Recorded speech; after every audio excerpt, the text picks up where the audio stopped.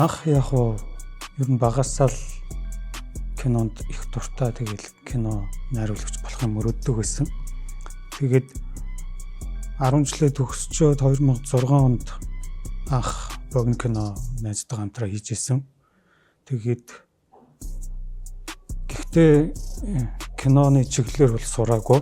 Тэгээд ягаад вэ гэхээр бас заавал ч сурах шаардлагагүй юм байна гэж ер нь бол бас хойд бодсон. Гэхдээ манай тэр найз болохоор бүр багын одоо 1-р ангийн найз бит хоёр их кино ярьдаг. Тэгээд кино анх хийсэн тэр 2006 онд хийсэн богино хэмжээний тийм уран сахны кино байгаа. Тэгээд тэр найз маань бол бас яг кино найруулагчаар сурсан. Тэгээд яг үннийг хэлэхэд бол нөгөө урлагийн ямар ч салбар бол бас ингээд үнэхээр сонирхол нь байгаад тэгээд авьяас нь байх юм бол тэгээд ингээд хийж болдог гэж би боддог байхгүй юу. Заавал одоо тэр сургууль сурсан байлаа гэдэг тэгээд яг нөгөө уран чадвар гэдэг зүйлийг л жоохон зах тухаас нь мэдхээс биш яг уран бүтээлч бол болдоггүй гэж би боддیں۔ Одоо 2006 оноос хойш 20 жил янз бүрийн зохиол бичээл, янз бүрийн кино хийж үзээл, богино кинонууд. Тэгээд 2014 онд нэг бүр хэмжээний кино хийсэн. Тэгээд тэр нь баримтат кино л доо. Тэгээд уран сайхны кино бол их ховор хийсэн. Одоо жишээлбэл 2017 онд нэг уран сайхны богино хэмжээний кино хийгээд тэр нь тэгээд үнэхээр бүтлгүүтэй. Тэгээд ер нь хүмүүс үзүүлээгүй тэгэл хавдараа л таарсан дээ. Мэдхгүй тийм давуу суултал гэсэн юм бол байхгүй л байх л та. Ер нь бол уран бүтээлч хүн бол ингээд тэр үнэхээр тэр хүсэл шунал нь байх юм бол үнэхээр тэр авьяас нь байх юм бол юу ч хийж чадна л гэж би боддгийн. Тэгээд бас нөгөө кино урлагч нь одоо ялангуяа уран сайхны кино бол ингээд олон хүний хамтын хөдөлмөр одоо үр дүн байдаг учраас тэгээд сайн уран бүтээлчтэй кино багтаа аваад сайн жүжигчтэй ажиллаж чадах юм бол сонгож чадах юм бол тэгээд сайн бүтээл төрнө. Гол нь тэр найруулагчийн тэр хараа одоо холч хараа гэх юм одоо вижн сайн байх л ёстой. За би болохоор 2009 онд яг их сургуулаа төгсөөд тэгээд өөрөө тэр мэргэжлэр ажиллахгүй яг телевизүүдэд ажиллаад эхэлсэн. Телевизүүдэд янз бүрийн үр уралтай ажиллаж байсан. Тэгээд 2009 онд бас найз нартайгаа нийлээл Алтан айлс холбоо гэж байгуулаад тэгээд Dreamers Day гэж эхлээд арт хаус киног ингээд зүгээр юм зүүн хэмжээний үзэгчдэд ингэж орчуулж ингэж зүгээр гаргадаг ингээд янз бүрийн орчинд тийм үйл ажиллагааг хийж явж байгаад тэгээд Алтан айлсаас өөрөө гарангуудаа Монголын кино институт төрийн бас байгууллагыг байгуулж ирсэн байна. Монголын кино институт төрийн бас байгууллага бол одоогоор бол Алтан өргөө олуулсан кино наадмыг л ер нь үндсэн зохион байгуулах ажил нь бол тэр байна. Тэгээд тэрнээс өмнө бас янз бүрийн бас сургалтууд, залуу уран бүтээлч зориулсан сургалтууд бол нэлээд хийж ирсэн. Одоогоор жоохон үйл ажиллагаагаа хумаад Алтан өргөө кино наадмыг бол жил болгон зохион байгуулж байгаа нөгөө богино хэмжээний кино хийж уран бүтээлч, залуу уран бүтээлч тоорондоо өрсөлддөг. Тэр нь бол бас олон залуу уран бүтээлчдэд бас үүд хаалга, карьерийнх нь бас эхний алхам болсон болов уу гэж боддیں۔ Яг би нэлээд олон улсын кино наадмуудын дэргэдэх сургалт хөтөлбөр юунуудад бол аль болох хамрагдахыг хичээж явж ирсэн. Тэнгүүд бас нөгөө бусад залуу уран бүтээлчд олон улсын уран бүтээлчтэй ингээд яриад ингээд танилцаад явахаар бас нэлээд өөрийгөө болоогүй юм байна. Сайн сурах хэрэгтэй юм байна. илүү их кино үзэх хэрэгтэй байна гэдэг ч юм уу тэгж их одоо мотивац төрж исэн. Гэхдээ яг Монголоос уран бүтээлчд гэхээс илүү нөгөө продюсерүүд нь одоо жишээлбэл 2021 онд би Локарногийн кино наадмын Open Doors гэдэг нөгөө төслөө танилцуулдаг тийм юмд нь оролцож байсан. Тэгэхэд бол нөгөө гадаад продюсерүүд бол хөвчлэн Монголоос ийм экзотик буюу одоо хөдөөний аж амьдрал гэдэг ч юм уу одоо баруунд байх боломжгүй тэр зүйлсийг бол их хүсэмжилдэг нь бол харагдсан. Гэхдээ тэр нь бол их одоо Монгол уран бүтээлч зөвхөн гадагшаа гарахын тулд тиймэрхүү сэдв барьж аваад кино хийн гэдэг бол амар учир дутагдaltaй. Ягаад гэвэл үнэхээр тэр уран бүтээлч үнэхээр бас хөдөө одоо энэ сумын үйл явдал болж байгаа тэр нь ингээд дотроос нь ундарч гарч ирээгүй л бол ингээд хиймлэр би гадагшаа гарахын тулд толуулсан кино наадамд орохын тулд тиймэрхүү сэдвийг барьж авъя гэх юм бол чинь өөрөөс нь нөгөө хол хүндээ одоо холбоосгүй сэдв барьж авч таарч ийн гэсэн үг л дээ. Тэнцэнээс хойш бас юу ойлгосон бэ гэхээр ингээд яг хичнээн ингээд гадагшаа гарах тийм амбицтай байх бол ер нь яг уран бүтээлчд бол бас тийм зохимжгүй зүйл юм байна л гэж бодсон. Яг өөрийнхөө хувьд үнчээр тэр одоо дуудлагаа дагаад яг дотроосоо ингэж урсч гарч ирж байгаа тэр сэдвийг, тэр зохиолыг, тэр гол санааг л барьж аваад уран бүтээлээ хийх нь бол тэр чинь амьд тэгээд хамгийн гол нь үнэн болно л гэж ойлгосон доо.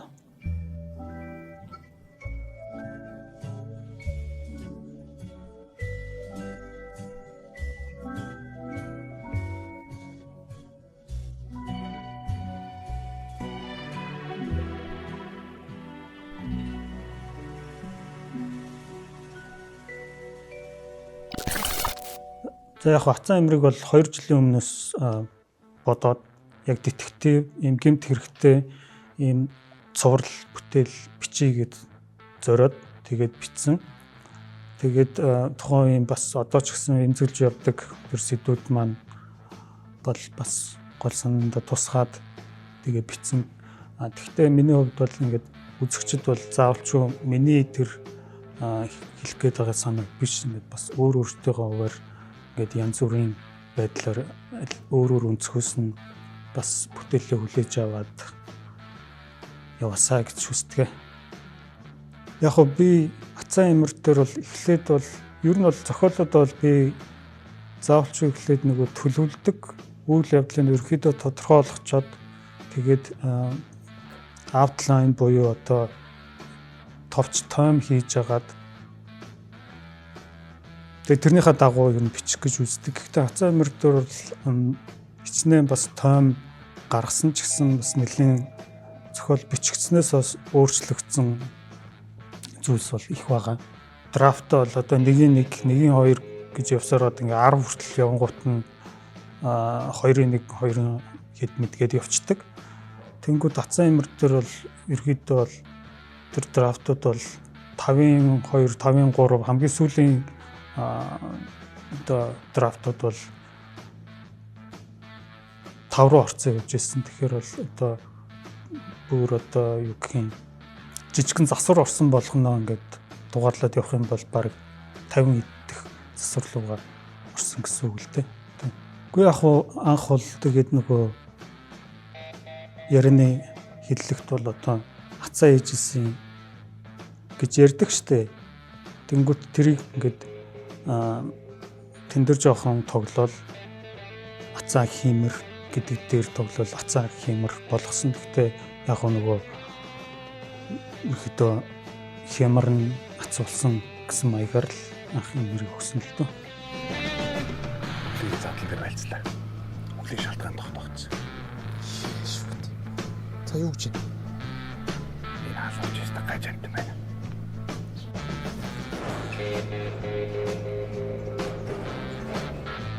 За Миний маавыг тэгээд дурсгал зориулж тэр мэ алуурчин харгүй болж алцгаая. Ингээд эвкэж хэдрүүлээд тэгвэл би нэг мөрөө уртан зохион байгуулах. Үгүй. Тэрнээс сүгмөө гэж баривчилсан гэж л. Лац хуурч байгаа. Сүнсийг яаж барьж болтыг?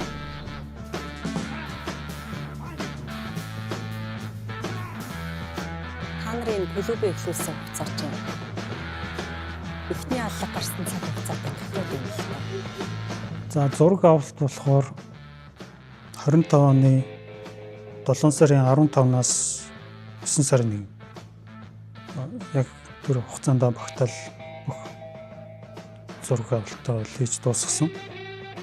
Тэгээд баг гэх юм бол яг арын албаных бол нэг 20 хүн байгаа. Нэг тийм том баг бол бас ажиллаагүй. За ерөнхий зураглаачаар ханга ажилласан байгаа. Тэгээд ханга бит хоёр яг кино зураг авалтаас өмнөх шатнд бэлтгэл шатнд зураг авалтын хэв маяг төрсний хэлний талаар ямар байхаа гэдэг дээр нэлээд сайн ярилцсан. Тэгээд ерөөдөө гол тохирсон зүйл маань гэх юм бол нэг сценыг нэг шотоор буюу one shot тийм байдлаар авъя гэж тохирсон байгаа. Тэр нь бол нэг талаараа биднээс сорилт болсон ч гэсэн бас үнэхээр ингээд эцсийн үр дүн нь бол маш их сэтгэл хангалуун байна. Тэ одоо бараан хошигнол гэх юм уу? Dark comedy гэдэг одоо комедигийн дэд жанр гэж одоо яг хуу ангилах юм бол тэгж явна л да. Тэгээд ерөөдөө бол заавалчгүй бас шууд анханасаа dark comedy бичиж гэж юусоо зориулгүй яг л ингээл зохиолоо бичиж яхад юу гарч ирж чинь тэгээд эцэст нь ингээд зохиолоо бичиж дуусгахад бол ерөөдөө dark comedy гэж нэрлээд энэ жанрт ингээд одоо баригдаад ингээд жишээлбэл продюсерууд уулзахтаа ингээд хэлэх юм бол бас илүү ойлгомжтой байх юм байна л гэж явсан. Ийм шудрагч байт юм уу нэг тиймэрхүү байдаг гэж би ойлгодог байхгүй яагаад гэвэл заавалч өдөр нэг хин хэмжээст баригдахгүйгээр ямар ч орчинд өөрийгөө гүнээсээ илэрхийлж чаддаг гэж боддог байхгүй. Тэгэхээр намцрын дүрийг тэгж харсан учраас тэгээд намцрын дүр хараал илхээс өөр аргагүй байсан. Тэгээд тэрийг бол яг хуу Монгол үзэгчид бол зарим нь бол сайн хүлээж авал зарим нь нөгөө кино урлагийг ингээд амьдралтай байлгах, амьдралгүй байлгах гэдэг нэг юм хоёр хүнд л хуваагдсан болов л гэж л би хараад байгаа шүү дээ. Одоо жишээлбэл хараал гэдэг чинь бол ер нь бол альва хэлний бас амин чухал хэсэг гэж боддог байхгүй. Хараал одоо яаж өөрчлөгдөж чинь, яаж хувьсан өөрчлөгдөж чинь гэдэг бол бас тэр хэлний тэр хаашаа чиглэлдээ явж байгааг бас тодорхойлт юм шиг санагддаг байхгүй. Одоо жишээлбэл тэр Орос хараал байгаа шүү дээ. Тэнгүүд биднээс яалтчгүй л тэгэхээр Оросын нөлөөнд олон жил байсан улмаас хамгийн хүчтэй хараал нь Орос хараал байх жишээ. Тэнгүүд өөр бас хараалаас гадна олон Орос үг одоо зээлсэн байдаг шүү дээ биднээс өдөр тутмын хэрэглээнд. Одоо жишээлбэл би зарим юуг нь харж байхад бас бүр гайхацл байсан. Одоо жишээлбэл жижүүр гэдэг бол угсаа Орос үг. Тэнгүүд хүзэр даам гэл бүгд Орос үгнүүд байгаа байхгүй юу? Тэнгүүд лаг шавар гэд одоо манай кинон дээр яригддаг үг байгаа шүү дээ. Тэнгүүд лаг гэдэг нь бас Орос хэлнээс үүсэлтэй үг юм уу гэж бодсон. Гэхдээ тэр худлаач байж магадгүй. Лага гэд чикс үгнээс гаралтай гэд нэг хүн бичсэн байсан. Тэгэнгүүт нэрээ тийм байж болох ч юм уу гингүүт тэр гэхдээ яг хуу Монгол одоо өтгөн зууралцсан лаг гэдэг тэр юунээсээ уг нь бол уг гарвал нь бол тэрэн зөв юм шиг санагдсан. Тэгтээ тэгэл ерөөдөө альва хэл ингээд бусад хэлнээс зөндөө зээлдэг. Тэгээд ингээд шин одоо жишээлбэл англи үгнүүд биднээсийн өдөр тутмын хэрэглэн зөндөө орж ирж байна те. Тэгээд тэр болгоныг ингээд бодоод үзэнгүүт бас кино урлагч гэсэн, утга зохиолч гэсэн тухайн үеийн яг тэр хэллэгүүдийг яг амьдралтаа ингэж буулгаж ингэж time capsule буюу одоо энэ цаг хугацааны ийм одоо snapshot болгож үлдээх нь маш чухал юм шиг санагддаг байхгүй. Тэр үеийн хүмүүс амьдрал дээр яаж ярьж исэн. Тэгээд бас Ацаа имэр дээр бол бас нэг зорилго нь болохоор бас аль болох тэр өдөр тутам хэрэглээд идэггүй гэсэн мөрсөө нутгийн бас зарим нэг юм үгнүүд тэдгэрийг би бас нэг ганц нэг газар нь шигтгэж өгөх гэж зорьсон аль болох баялаг хэл одоо тэр үгийн сангийн баялаг диалогтой байхыг бол их зорьсон. Тэгээд бас зарим нэг зүүр үгийг бол оруулах гэж хичээсэн. Гэхдээ тэдгээр нь бол бас эхний драфтуудад бол нэлээд байсан. Гэхдээ ингээд сүүлрүүг бол нөгөө аль болох амьдралтай болохын тулд нөгөө тэгж их зүүр үг бас хэрэглэгдэхгүй юм байна гэдээ хасагдсан бол их юм байгаа.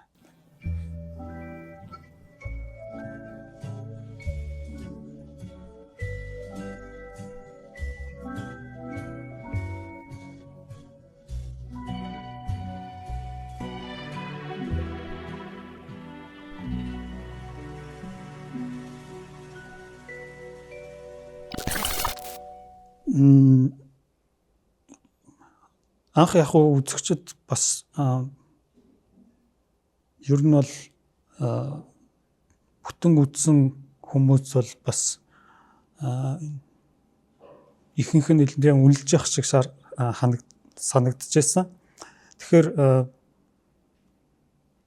би бол бас яг тэгж хүлээж авна гэж нэг бодоогүй л те. Ерөнхийдөө бас яг Монгол хараалтай кинонууд хийгдчихсэн ч гэсэн бас ингээд манай кино бол бас нэлээд одоо зарим хүмүүсийг тухгуудуулах хэмжээнийх байж магадгүй гэж бодоод ерөөхдөө бас тийм сайн бас хүлээж авахгүй гэж хүлээлттэй байсан. Тэгэнгүүт бас сайн эргээр хүлээж авсан хүмүүс бол нэлээд байсан. Тэгээ яг бодит хүн дээр одоо сэтвэлсэн дүр гэж бол байхгүй. Манай кинонд бол намсраа гэх юм бол бас нэлээд бас миний одоо уулзаж уцарч явж исэн зарим хүмүүсийн нэг ганц нэг шин чанар нь бол орсон байж магадгүй. Миний бас өөрийн ч гэсэн бас намтраг түүхээс бас жоохон намсраагийн дүрийг анх ингэж бодож явахдаа бас оруулж ингэж бодож исэн зүйлс бол байгаа. Гэхдээ яг одоо залуу гэх нь цаашаа баг манай ихрээ ремтийн дүр тоглосон ихрээгс босд нь бол нэг тийм залуу хүмүүс биш. Гэхдээ яг нэг сайн танигдаагүй жүжигчд бас ганц нэг орчуулгын кинонд дууруулдаг бас жүжигчд дүрүүд дээр сонгож авсан. Тэгэхэд анхнаасаа угаасаа бас аль болох олон танигдаагүй дүрүүд жүжигчдийг сонгоё гэсэн тийм зорилготой байсан. Тэгээд дүр сонголтын найруулагчаар Амраах ажилласан. Амар сайхан. Тэгээд проб биднес бол ер нь хийгээгүй. Шууд л Амраах энэ дүр дээр энэ жүжигч нь тохирно гэд шууд сонгоол. Тэгэл бас зөвлөлтөөл би заримдаа энэ болохгүй байна гэл өөр хүн сонгоол. Тэгэл ерөөхдөө мэрэгэн сонголтууд олсон гэж бодож байна. Ами Тамигийн Тамира гэж би саяхнаас л мэдлээ энэ хүмүүс юу яагаад тахарна яриад тахарна. Яг ихрээ бол тэгээ бас ремитийн дүрд бол одоо гадаад үзэмж нөхцөл байдал одоо олон талаараа тохирж исэн. Тэгээд бас ихрээ бас маш авьяастай болохоор бас тэр дүрдээ бас тэр дүрийг бол маш сайн амжилуулж чадсан. тэр дөрүүдийн одоо back story буюу одоо тэр намтар түүхийн бол жүжигчтэйгээ гол дөрүүдийн хувьд бол тэгж ярилцсан байгаа. Тэгээд тэр мөрөн ч гэсэн бас жүжигчдэд тэр дөрүүдийг босгох дээр бол бас тус болсон болов уу гэж бодож байна.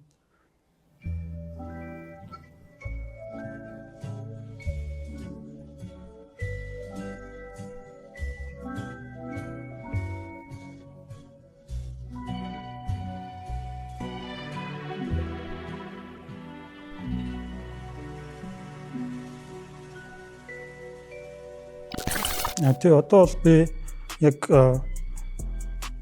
бас олон жилийн өмнөөс бичсэн тэгээд эхлүүлсэн байгаа бүрэн хэмжээний кино төслүүдтэй л одоо нэг ажиллах зорилготой байна. Яг хуу одоо би нэг тэгээд зөвлөд байх нь цаашаа. Гэхдээ миний өөрийн замнал гэх юм бол кино маш их үздэг байсан. Тэгээд аль болох их кино тэгээд үзэх гэж зөвлөмөр байна. Тэгэнгүүтээ бас шилж сонгож үзэх хэрэгтэй. Бүр яг маструудаа эхэлж заавалч үзэх хэрэгтэй. Одоо 100 жилийн өмнөх одоо бараг 110 хэдэн жилийн өмнөх 1915 16 оны одоо жишээлбэл одоо D.W. Griffith ч байт юм уу, Abel Gance ч байт юм уу, дуугийн маструудаас эхлээд үзээд тэгээд дан ганц бас Европ, Америк гэлтгүү Азийн бас маструудыг бас үзээд одоо Азийн маструуд гэх юм бол Kenji Mizoguchi ч байт юм уу, зөндөл одоо Ritake Kata ч байт юм уу, их олон одоо хүмүүс бас сайн мэдтгүү тэгсэн мөрөсөн тэгэхээр лут одоо шидэвэр сод бүтээлүүд хийсэн олон маструуд байдаг. Тэгэхээр маструудтайгаа танилцж бас киноны хэл гэдэг зүйлийг бол бас ойлгох болов уу гэж боддгийн.